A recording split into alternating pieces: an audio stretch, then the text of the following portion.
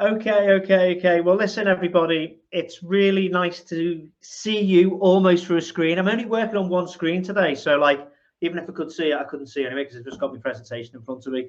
So my name's Dave, Dave Hazlehurst. Some people know me as Google Dave. That's a whole other story. I'm a co-owner and partner at PH Creative, based in with the centre of university you know as Liverpool over in the UK. But we're also based across EMEA, we're across the US. We've actually just got some clients in Canada, funny enough, and they're over in APAC. And we work in the world of employer brand, talent attraction, recruitment marketing, and yeah, everything to do with experience, basically. And yeah, I've been asked to give 25, 30 minutes, quick chat about some of the things, how we think about things. Hopefully you'll find it useful. If you've got any questions, put it in the chat. Even if we don't get to them, I'll definitely come back to them, record a little video or write some answers and stuff like that. And reach out on LinkedIn if you've got any more questions. We're very much an agency that gives our best stuff away. We've written books about this stuff. We come up with all types of content. We've got an employer brand sprint series, which is a 2-week, an hour a day sort of sprint, agile sprint. And we actually teach you how we do this stuff. And there's, if you want to know more about that, let me know. So basically, let's just take a set here and talk about the C word and COVID. So we've been through real interesting times, and what we've seen with our clients and also talent is real big changes. And how are people judging you as an employer and the reputation that you now may have? And what does that say about who you are and the experiences that you create? And talent is interested in how you've treated people, and their mindset and their behavior has changed. People's values have changed and what really resonates with them. The question is, has the business, how is that adapting? How are you listening? How are you thinking about what talent is looking for now? We're going to talk about that. We've become domestically digital. I don't know about you, but I've lived in these walls for like the last 18 months. Obviously, over in the UK, we're kind of a lot freer now, thank God for the vaccine. But our behaviors have changed. You know, I don't go in the office. I'm not traveling around Europe like I used to every week. I'm much more rooted now. And then I sort of go out, and it's not just me, it's my family, it's the kids, it's the wife, the dog. If I disappeared, the dog would be devastated. You know, so we've become much more domestically digital. That's led to strategic shifts, not just, you know, in terms of the business and the consumer and the B2B world, but in the talent world as well, and how we're creating teams, how we're building our employer brands, how we're using recruitment marketing. All of these things are shifting. And so we've got to take some of those things into account. And one of the things that we really need to think about is our reputation as an employer, how we set those expectations, and then what are the experiences we create that represent who we are. And actually, it's brand is about experiences, feelings, and thoughts in different moments. And if you think about reputation for a second, character is who you are. Reputation is who people think you are. And it's really, your reputation is literally in the hands of others. And it's something we need to really think about. So if you were to just, I mean, I could have put any brands here, to be honest with you, but Coca-Cola, fantastic reputation. That truck will be out everywhere, hopefully again at Christmas. But they create incredible moments through content and experiences that build up their reputation. Red Bull, they have crazy people that jump out of tin cans into space, massively into extreme sports and pushing the envelope. Apple, everyone's got, you know, Apple has like almost religious followers, but they're eroding a little bit of trust, and truth builds trust. Get my teeth out in a second. And then we have Trump. Well, I won't say much about him, but all of these brands have different reputations and create different experiences. And you yourselves as an employer brand need to think about the reputation for a reason and how you design that reputation and the experiences that you create that forge that. Now, when we look at developing an employer brands of our clients, and we've done this with the likes of Apple, we've been speaking to Canadian Railway at the moment, funny enough, and all kinds of global organizations. We look for purpose, impact, and belonging. Okay. And what does someone have to really give? What do they get in return? But what we also look at are these ingredients around what we call the 3 C's. So you've got your culture, which you can see bottom right there. So, support, security, environment, benefits, rhythms, routines, behaviors. Then we've got career catalyst. And that's really interesting one. That's talent really wants to know, how are you going to help them develop, not just vertically, but horizontally as well? How are you going to help them accelerate their roles and their advancement in their career? McKinsey are brilliant at this. You can go and work at 2 to 3 years at McKinsey, but your career will advance probably 6, 7, 8 years. But the harsh reality of going to McKinsey, if you want this brilliant environment for career catalysm, is actually going to work really, really hard. It's going to be really, really tough. And so you're setting the reputation with the expectation, using your harsh realities, but really thinking about where they're forging their reputation. Then we have this idea of citizenship. And that's like the strategic banner that we look for in terms of diversity, equity, inclusion, CSR, social responsibility, philanthropy. Where are you as a business positioned? That Patagonia are fantastic at this, do some incredible stuff. But we're looking for those ingredients of what we're going to forge and design your reputation around. So when we do the research bit, we talk about what data tells you what, humans tell you why. They're the things that we're looking for. I've put this in. I don't normally have slides with loads of information. So the last slide in this slide is like, oh, it's lots of information. But this is a great piece of research by McKinsey that was done about 3 weeks ago. It was released, and it was talked about. It was titled "The Great Attraction to the Great Attrition." I'm sure you folks have heard about the Great Resignation that's going on at the moment. But at the moment, there's a bit of a disconnect between the factors that employees find important versus what the employers find important. So if you look at the right-hand quadrant there, work-life balance, valued by the organization, feel engaged by work, care for family, they're seen as important aspects by the employer, but the employee wants a real sense of belonging, wants to feel valued by the manager, not just the organization, but actually valued by the manager and the peers that they work with, having trust in their teammates, potential for advancement and flexible work schedule. Those patterns have been created by the habits that have been formed through the last 18 months that we've gone through. And what's happening is businesses are designing experiences based on what they think, not what they know, because they're not listening to talent well enough and not creating the experiences people want. So we need to think about the reputation and what do we want it to be. How do we go and get insights from the audience? How do we listen inside of the business? How do we look aspirationally where the business is going to? And we want to forge a reputation by design. And when we think about that, reputation and experiences create a brand behavior. And when I talk about this, I talk about the moments and the moments between the moments. So the story goes, imagine I take one of you shopping in, I don't know, Toronto somewhere, really nice boutique. So I take Mrs. H, I'm taking her shopping. We walk into this beautiful boutique. You go in, the environment's lovely. They even give her a glass of champagne. They go and get her dressed. They pick out some clothes that she might like. The service is incredible, and the actual product's amazing. Mrs. H goes into the changing rooms, and the change rooms are a bit grotty, and the lighting's not very good. The mirrors aren't great. Where does she make a buying decision? She makes a buying decision in the changing rooms, and that's a moment between the moments.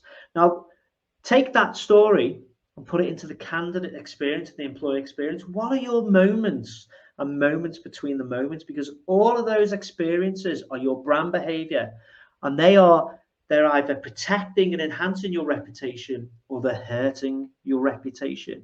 And so we need to understand that across the talent experience, and so your employer brand experience is really broken down into 4 core areas. You've got your candidate experience, your onboarding experience, your employee experience, and your X or your alumni experience.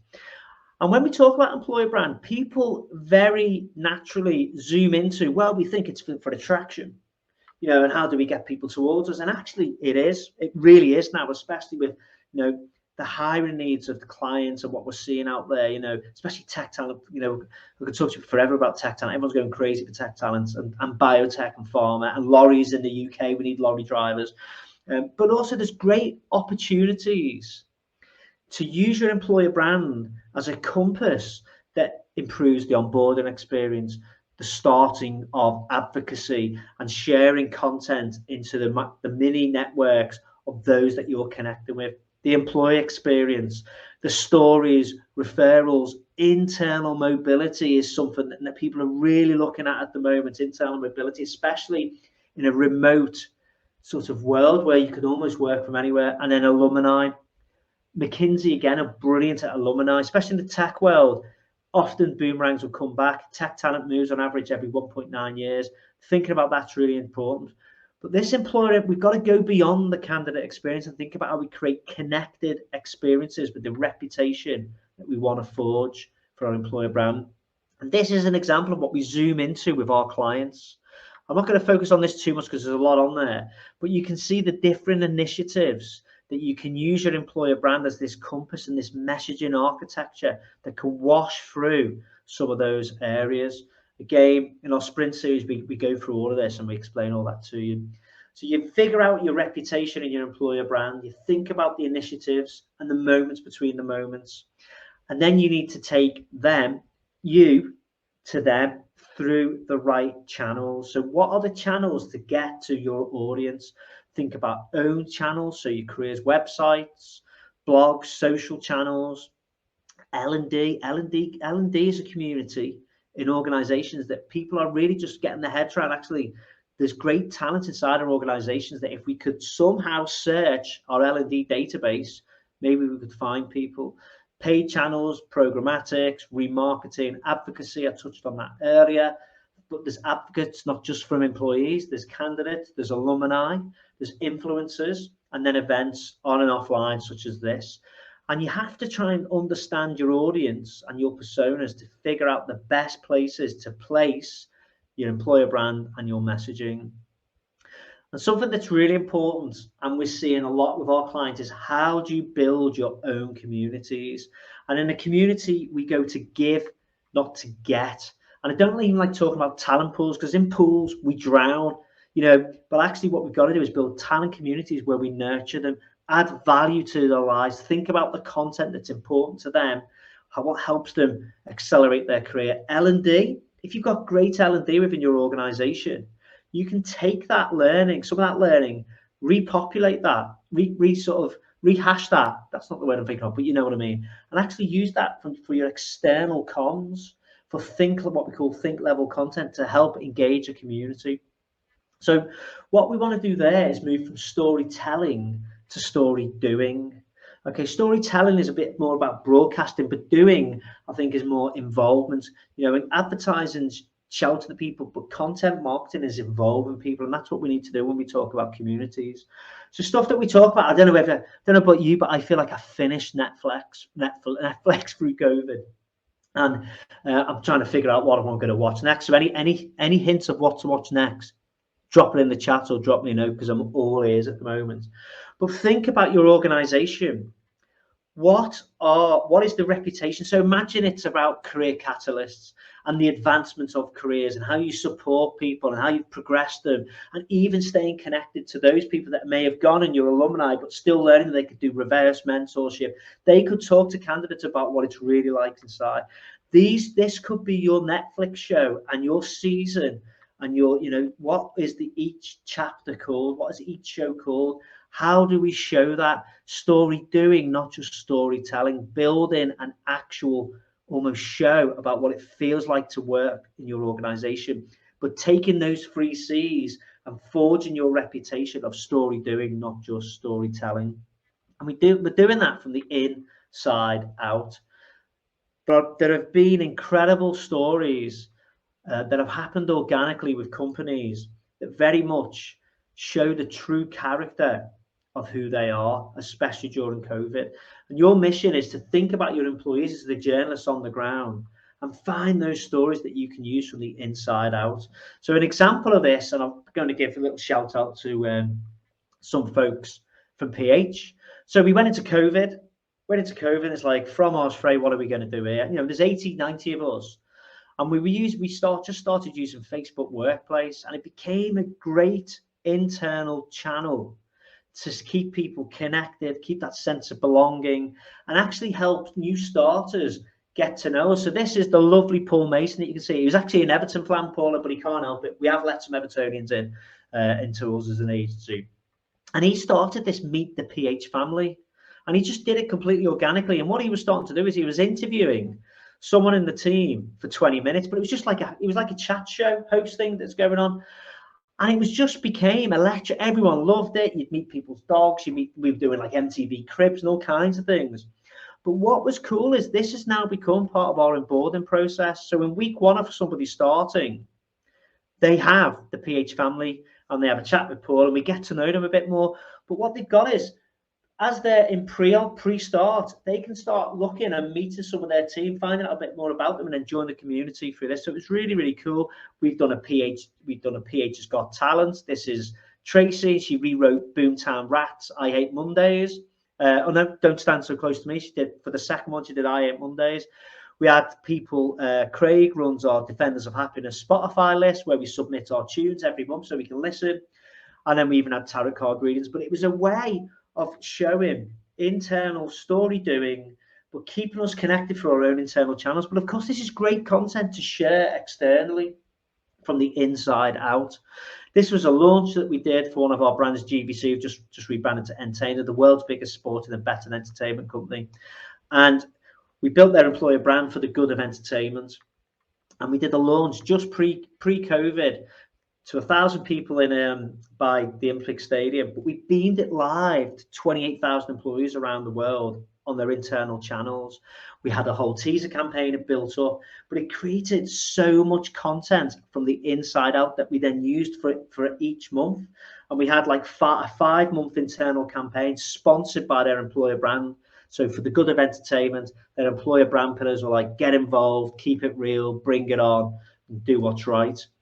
And we had some incredible content for each month that we shared internally, showing the values and the behaviors, but then using that externally to help attract talent, to show people what it was really like and what it felt like in all those moments and the moments between the moments. So there's a lot there. And a lot of people go, oh my God, Dave, there's so much to think about. And there is. But what we want to be is simple and clever, not brilliant and complex. And I know you're looking at this thinking, which one are you, Dave? But the David and Goliath story is a great thing, because great strategy is about choosing what not to do just as much as about what you need to do. And so you won't do everything at once. And actually, you don't need to be the biggest to be the best. You think about David and Goliath, everyone was saying to David, oh my God, Goliath is going to absolutely batter you. You've got no chance. He's going to kill you. You know, go near him, you've had it. And he goes, but I don't need to go near him. I know his weak spot. And obviously, he had the slingshot and off he went and he killed Goliath. And that's the thing. What you've got to do this is you've got to go about it and do it the right way. You've got to think about your reputation. You've got to do the research. You've got to do the thinking. You've got to do the planning. You know, and then what you need to think about is, how do we make every moment matter for our employer brand across the talent experience? So I thought I'd just show you an example of putting it together tactically, and then just talk you through a few quick things. So this is BT. We do all BT's work, but this is specifically for the cybersecurity folks. Nobody thought of BT as leaders in cybersecurity in the UK, and they wanted to change that, and they wanted to attract more females and early careers into cybersecurity as well. So if you remember that talent life cycle, so this is us now, the mechanics behind the scenes, figuring this stuff out, the architect's plans. So if we look at the employer brand awareness, we need a proposition for winning hearts and minds. We need a content strategy. We need to think about the personas, understand what channels they operate in. We think about the candidate experience. How do we bring that campaign alive in their career site? Let's rewrite the job descriptions. What does the content nurturing planning look like to story do as we capture people out in the CRM and the ATS? What's the offer letter like? What's the moment you tell them? Like, how can we drive advocacy? We created a digital escape room, employee experience. How do we use that in story do? How do we drive a referral campaign? And then what can we do with the alumni? So that's connected. It's not just the front end. It's creating an employer brand, its reputation, and a campaign that lives and comes alive through the experiences that we create. And this would be an example of how we measure the components. And I'm not going to zoom in on this and go through this. Again, we talk about this in the sprint series, but you can see how we're taking the tactical elements of the overall strategy and looking at what we measure. So I'm going to play you, I think this is a short video next. It's only about 60 seconds. And it will just show you some of the stuff. So this was the campaign, We Are the Protectors.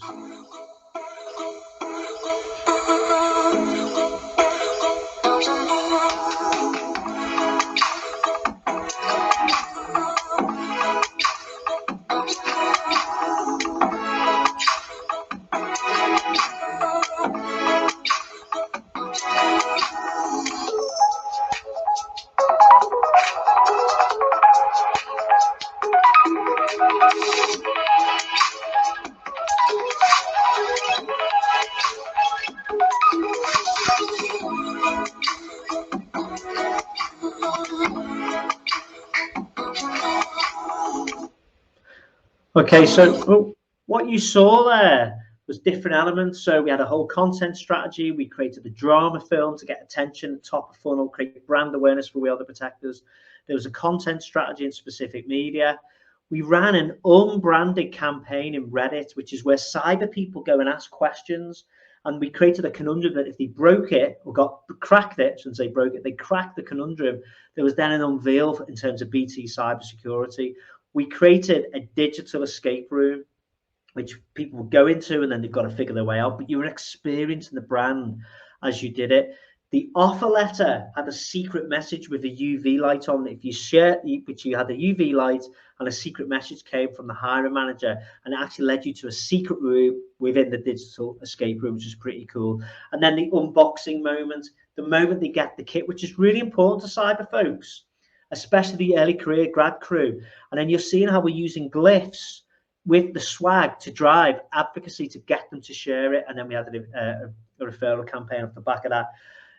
The podcast series was an internal piece of work and they loved it. There was interviews, what they've been up to in terms of cybersecurity. We had reverse mentors going. There was a big diversity, equity, inclusion plus within the content that we were using. And it was brilliant in changing internal perceptions, then getting the content to be shared externally to show people what it felt like, again, at BT. But that was an employer brand and a campaign connected across the employer brand and the talent experience. And that's why we've got to go beyond the candidate experience to make every moment matter. And we all know as defenders of happiness, and happiness is a journey, not a destination. I'd really encourage you to think about how you drive happiness and experiences across the moments and the moments between the moments. And my favorite quote, Maya Angelou once said, "People will forget what you said. People may forget what you did, but they'll never forget how you made them feel." And that's pretty much it, really. If you are interested in finding out more, give me a shout. I'd love to connect with you. And also, if you're interested in the sprint series, there's the details there. But thanks very much.